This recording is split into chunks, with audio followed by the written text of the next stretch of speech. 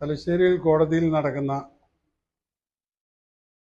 സുഹൈബ് വധവുമായി ബന്ധപ്പെട്ട കേസിൽ CPM നടത്തിക്കൊണ്ടിരിക്കുന്നത് നീതിക്ക് നിരക്കാത്ത കാര്യങ്ങളാണ്.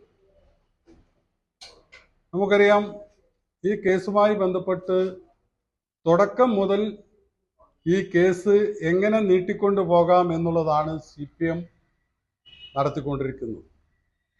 കാരണം ഈ കേസിന് സുപ്രീം കോടതി ഈ കേസ് CBIക്ക് വിടാതിരിക്കാൻ വേണ്ടിയുള്ള ശ്രമമാണ് CPM നടത്തി.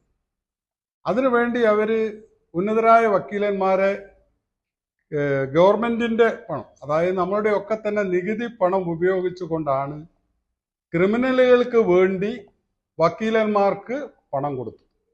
അങ്ങനെ കേസ് CBIക്ക് വിടാതെ, CBIക്ക് വിട്ട ശരത് ലാലിൻ്റെയും കൃപേഷിൻ്റെയും കേസ് നമ്മൾ കണ്ടു, അത് ശിക്ഷിക്കപ്പെട്ടു. അപ്പോൾ CPMനെ സംബന്ധിച്ചിടത്തോളം കൃത്യമായി ഈ കേസിൽ ശിക്ഷിക്കപ്പെടും എന്നുള്ളൊരു ധാരണയുണ്ട്. അപ്പോൾ അതുകൊണ്ട് ആ കേസ് എങ്ങനെയെല്ലാം നീട്ടിക്കൊണ്ടു പോകാം എന്നുള്ളതാണ് അവർ ആഗ്രഹിച്ചത്. പക്ഷേ ഇപ്പോൾ അതിൻ്റെ വാദം ഇവിടെ കണ്ണൂർ തലശ്ശേരി കോടതിയിൽ നടന്നുകൊണ്ടിരിക്കും. അവിടെ കേസ് നടന്നുകൊണ്ടിരിക്കുമ്പോൾ ഫസ്റ്റ് നമ്മളതിനെ സ്പെഷ്യൽ പ്രോസിക്യൂട്ടർക്ക് വേണ്ടി നമ്മൾ വാദിച്ചു. അത് തരാതിരിക്കാൻ വേണ്ടിയുള്ള എല്ലാ ശ്രമവും CPMൻ്റെ ഗവൺമെൻറ് സ്വീകരിച്ചു. പക്ഷേ നമ്മൾ അതിൻ്റെ എല്ലാ മാർഗങ്ങളും സ്വീകരിച്ചുകൊണ്ട് നമുക്ക് സ്പെഷ്യൽ പ്രോസിക്യൂട്ടറെ നമുക്ക് ലഭിച്ചു. അതിന് കുറേ കാലതാമസം വന്നു. ഞാൻ ആദ്യം സൂചിപ്പിച്ചതുപോലെ ഈ കാലതാമസം വരുത്തി ഇത് കേസ് ഇല്ലാതാക്കാൻ വേണ്ടിയുള്ള ശ്രമം, കേസിനെ ശക്തി കുറയ്ക്കാൻ വേണ്ടിയുള്ള ഒരു ശ്രമം നടത്തി. പക്ഷേ കേസ് വാദം ആരംഭിച്ചു. ഒന്നാം സാക്ഷി വളരെ കൃത്യമായി തന്നെ അതിൻ്റെ കാര്യങ്ങൾ പറഞ്ഞു കൊടുത്തു. നേരിട്ട് ആ കൃത്യത്തിൽ പങ്കെടുത്തവരെ പറ്റി വ്യക്തമായി അവർ തൊട്ട് ഐഡൻറ്റിഫൈ ചെയ്യുന്ന ഒരു സാഹചര്യം. അതേപോലെ തന്നെ ആയുധങ്ങൾ കൃത്യമായി ഐഡൻറ്റിഫൈ ചെയ്തു. ഒരു കേസിൽ നടക്കാത്ത രീതിയിലുള്ള വളരെ വ്യക്തമായ തെളിവെടുപ്പ് അവിടെ വിസ്താരം നടന്നു. രണ്ടാം സാക്ഷിയും അതേപോലെ വിസ്താരം നടന്നു. പക്ഷേ ഇവിടെ രണ്ടാം സാക്ഷിയുടെയും മൂന്നാം സാക്ഷിയുടെയും വിസ്താരത്തിലേക്ക് വരുമ്പോൾ ക്രോസ് വിസ്താരം നടത്താൻ രണ്ടാം സാക്ഷിയുടെയോ മൂന്നാം വക്കീലന്മാർ തയ്യാറാകുന്നില്ല. CPMൻ്റെ ക്രിമിനൽ ലോയേഴ്സൊന്നും അതിന് തയ്യാറാകാതെ അവർ മുടന്ന ന്യായം പറഞ്ഞ് ആ ഈ കോടതിയിൽ നിന്നും മാറ്റാൻ ആവശ്യപ്പെട്ടുകൊണ്ട് നിൽക്കും. എന്താണ് ഇതിൻ്റെ ആവശ്യം? ഇവർ ഈ കേസിനെ ആദ്യം മുതൽ ഭയക്കേട്, ഇപ്പോൾ ഒന്നാം സാക്ഷിയും രണ്ടാം സാക്ഷിയും ഒക്കെ കൃത്യമായി അവിടെ ഐഡൻറ്റിഫൈ ചെയ്യുമ്പോൾ അവരെ ക്രോസ് വിസ്താരം നടത്താൻ വേണ്ടി തയ്യാറാകുന്നില്ല എന്ന് പറഞ്ഞാൽ അതിനർത്ഥം എന്താണ്? എന്തുകൊണ്ടാണ്? ഇതുവരെ ഈ കേസുമായി ബന്ധപ്പെട്ട് എവിടെയെങ്കിലും സ്റ്റേ ഉണ്ടോ? അവിടെ ചെയ്യാൻ പാടില്ല. അങ്ങനെ ഒരു സ്റ്റേയും ഇല്ലാത്ത സ്ഥിതിക്ക് കൃത്യമായി അത് നടപ്പിലാക്കേണ്ടതായിട്ടുണ്ട്. പക്ഷേ അതിനെ തടസ്സപ്പെടുത്തി കോടതിയിലെ CPMൻ്റെ ക്രിമിനലുകൾ കോടതിയിൽ വന്ന് അഴിഞ്ഞാടുന്നതാണ് നമുക്ക് കാണാൻ വേണ്ടി സാധിക്കും. നിങ്ങൾ ഈ ചാനലുകളൊക്കെ തന്നെ കണ്ടതാണ്.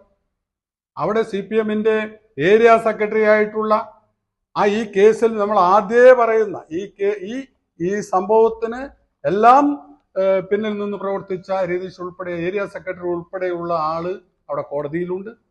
CPMൻ്റെ നേതാക്കന്മാർ മൊത്തം മട്ടന്നൂരും പരിസരത്തുമുള്ള തലശ്ശേരിയിലുമുള്ള CPMൻ്റെ നേതാക്കന്മാർ മുഴുവൻ കോടതിയിൽ തമ്പടിച്ച് നിൽക്കുകയാണ്. എന്തിനു വേണ്ടിയാണ്? അപ്പോൾ ഇത് ഭീഷണിപ്പെടുത്തി ഈ കേസ് അട്ടിമറിച്ച് കളയാം എന്നുള്ളതാണ് CPM ധരിച്ചുകൊണ്ടിരിക്കുന്നത്.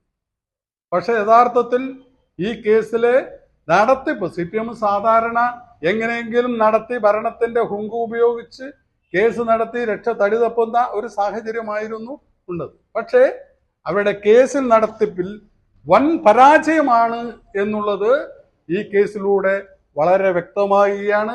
കേസ് നടത്തിപ്പിൽ CPMൻ്റെ ലീഡർഷിപ്പിന് വന്ന അപാകത തന്നെ. കാരണം ഇത് ക്രോസ് വിസ്താരം നടത്തി അതിനകത്ത് എന്തെങ്കിലും ഉണ്ടോ, അത് നടത്തി വിജയകരമായി പൂർത്തീകരിക്കാൻ ശ്രമിക്കേണ്ടതിന് പകരം ക്രോസ് വിസ്താരത്തിൽ നിന്നും രക്ഷപ്പെടുന്ന ഒരു സമീപനം എന്താണ്?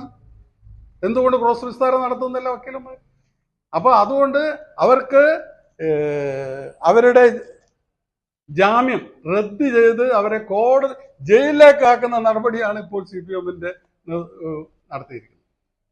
അപ്പൊ അതുകൊണ്ട് ഇത്തരം കേസുകളൊക്കെ ശിക്ഷിക്കപ്പെടേണ്ടവൻ ശിക്ഷിക്കപ്പെടണം, അവന് ശിക്ഷ ലഭിക്കണം. നമ്മളെപ്പോഴും ന്യായത്തിന്റെ പക്ഷമാണ്. ഒരു നിരപരാധിയും ശിക്ഷിക്കപ്പെടാൻ പാടില്ല എന്നുള്ള ഒരു തത്വത്തിൽ ഉറച്ചു വിശ്വസിക്കുന്നവരാണ് നമ്മൾ. പക്ഷേ തെറ്റ് ചെയ്തവൻ അവൻ ശിക്ഷ അനുഭവിക്കണം. വലിയ മാരകമായ ഒരു കൊലപാതകമായിരുന്നു എന്ന് നമുക്കറിയാം. ആ കൊലപാതകം ആ നാടിനെ ഒന്നാകെ ദുഃഖത്തിലാഴ്ത്തിയ ഒരു കൊലപാതകമാണ്. അവിടെ കാരുണ്യ പ്രവർത്തന രംഗത്ത് ഏറ്റവും മികച്ച പ്രവർത്തനം കാഴ്ചവെച്ച, ജനഹൃദയങ്ങളിൽ ഇടം നേടിയ ഒരു യുവ നേതാവിനെയാണ് ഈ ദാരുണമായ കൊല ചെയ്തതെന്ന് നമുക്ക് കാണാൻ വേണ്ടി സാധിക്കുകയാണ്. അതുകൊണ്ട് സത്യം ജയിക്കും എന്ന കാര്യത്തിൽ ഞങ്ങൾക്ക് വിശ്വാസമുണ്ട്. അത് മാത്രമേ വിജയിക്കൂ എന്നുള്ളതാണ്.